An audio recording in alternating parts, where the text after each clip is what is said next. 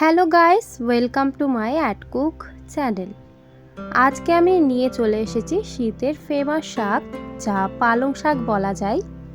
পালং শাক দিয়ে বেগুন দিয়ে রুই মাছের পেটি রান্না। এই সহজ রেসিপিটা আজকে দেখে নেওয়া যাক। এখানে আমি নিয়ে নিয়েছি প্রায় 6 থেকে 7টা রুই মাছের পিস। এবার মাছগুলোতে আমি মশলা দিয়ে দিচ্ছি। দিয়ে দিলাম অল্প একটু হলুদ গুঁড়ো, দিয়ে দিচ্ছি অল্প একটু ঝাল লঙ্কার গুঁড়ো, দিয়ে দিচ্ছি জিরে গুঁড়ো প্রায় আমি 1 চা চামচ পরিমাণে দিলাম, এবং আমি নুন দিয়ে দিচ্ছি স্বাদ পরিমাণে। এবার মাছটাকে ভালোভাবে মাখিয়ে নেব, যাতে প্রত্যেকটা মাছের মধ্যে সমান মশলাগুলো ঢোকে। তার জন্য হাত দিয়ে ভালোভাবে মাছগুলোকে মাখিয়ে নেওয়া হয়ে গেছে। এবার আমি দেখুন একটা মাছ আপনাদের দেখাচ্ছি যে কতটা পরিমাণে মশলা দিয়েছি। সুন্দরভাবে মাখিয়ে নেওয়া হয়ে গেছে। এবার আমরা এই মাছটাকে ভেজে নিই। চলুন, মাছগুলো ভেজে নেওয়ার জন্য কড়াইতে দিয়ে দিলাম পর্যাপ্ত পরিমাণে সরষের তেল। সরষের তেলটা দিয়ে দেওয়ার পরে এবার সরষের তেলটাকে আমি অনেকটা পরিমাণে গরম করব, যতক্ষণ না পর্যন্ত সরষের তেল থেকে তাপ বেরিয়ে আসছে। সরষের তেলটা প্রায় 70% গরম হয়ে গেছে। একটা একটা করে মাছের পিস আমি এই তেলের মধ্যে ছেড়ে ওলট পালট করে ভেজে নিচ্ছি। তেলটা প্রচণ্ড গরম হওয়া দরকার, না হলে কিন্তু মাছগুলো তেল এবং কড়াইয়ের মধ্যে রয়ে যায়। তার জন্য পুরো পর্যাপ্ত পরিমাণে তেলটাকে গরম করতে হবে।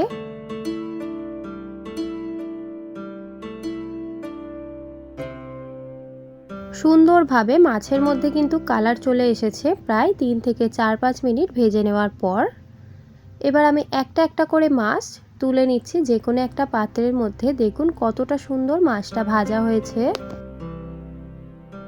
দেখুন সমস্ত মাছটা আমি তুলে নিয়েছি একটা পাত্রের মধ্যে, এবং এই সেম তেলের মধ্যে আমি রান্নাটা করে নিই।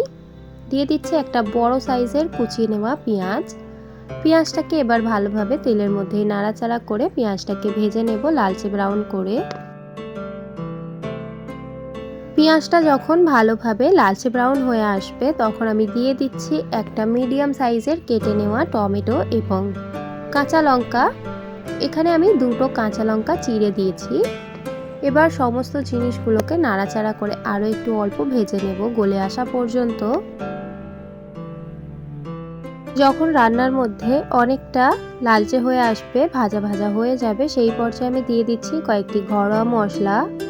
দিয়ে দিচ্ছি এখানে আমি হলুদ গুঁড়ো 1 চা চামচ, দিয়ে দিচ্ছি ঝাল লঙ্কার গুঁড়ো 1 চা চামচ পরিমাণে, ঝালটা আপনারা আপনাদের বুঝে দেবেন, এবং জিরে গুঁড়ো দিয়ে দিলাম 1 চা চামচ পরিমাণে, স্বাদ পরিমাণে নুন, এবং আদা এবং রসুনের পেস্ট দিয়ে দিচ্ছি 1 চা চামচ পরিমাণে।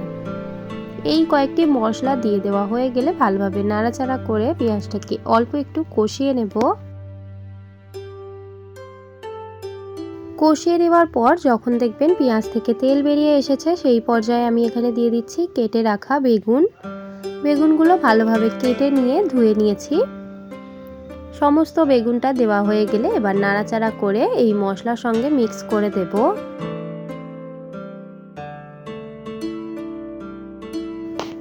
জল দিয়ে দিয়ে ভালোভাবে বেগুনটাকে নাড়াচাড়া করে মিক্স করে নেওয়া হয়ে গেলে এই পর্যায়ে আমি দিয়ে দিচ্ছি কেটে রাখা ভালোভাবে ধুয়ে রাখা পালং শাক।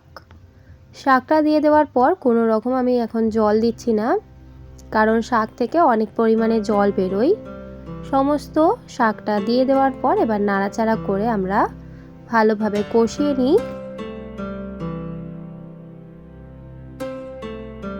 শাক এবং বেগুনটাকে ঢাকা দিয়ে বা নাড়াচাড়া করে ভালোভাবে মিক্স করে নেওয়া হয়ে গেলে, যখন শাক এবং বেগুনের রঙটা পুরোপুরি চেঞ্জ হয়ে আসবে আর বেগুনগুলো গলে আসবে এবং দেখবেন কড়া থেকে তেল ছাড়তে শুরু করেছে, সেই পর্যায়ে আমরা এখানে অল্প একটু জল দিয়ে ফুটতে দেওয়ার জন্য জলটা ব্যবহার করব। জলটা দিয়ে দেওয়া হয়ে গেলে এবার ভালোভাবে নাড়াচাড়া করে অল্প একটু অ্যাডজাস্ট করে দিয়ে হাতা দিয়ে এবার ঢাকা দিয়ে 10 থেকে 15 মিনিট ফুটিয়ে নেব, ঝোলটা কমে আসা পর্যন্ত। অল্প একটু ঝোলটা কমে আসলে এখানে আমি ঢাকাটা খুলে ভেজে রাখা মাছগুলো দিয়ে দিচ্ছি। যখন ফুটে এসেছে সেই পর্যায়ে একটা একটা করে মাছ দিয়ে দেওয়ার পর আবারও ঢাকা দিয়ে আমরা ফুটিয়ে নেব। মাছটা দিয়ে দেওয়ার পর 10 থেকে 15 মিনিট পর ঢাকা খুললাম। দেখুন ঝোলটা কমে এসেছে। এই পর্যায়ে আমি গ্যাসটাকে অফ করে স্ট্যান্ডিং টাইমে রাখলে সবজি আরও জল টেনে নেবে এবং গাঢ় হয়ে আসবে। এই পর্যায়ে আমাদের পালং শাক বেগুনের একটা মাছের রেসিপি পুরো রেডি। আশা করি এই ভিডিওটা আপনাদের ভালো লেগেছে। যদি আপনাদের এই ভিডিওটা ভালো লেগে থাকে তাহলে অবশ্যই লাইক, শেয়ার অ্যান্ড সাবস্ক্রাইব করে দেবেন। আমার এই ভিডিওটা আজকে সম্পূর্ণ দেখার জন্য আপনাদেরকে অনেক অনেক ধন্যবাদ।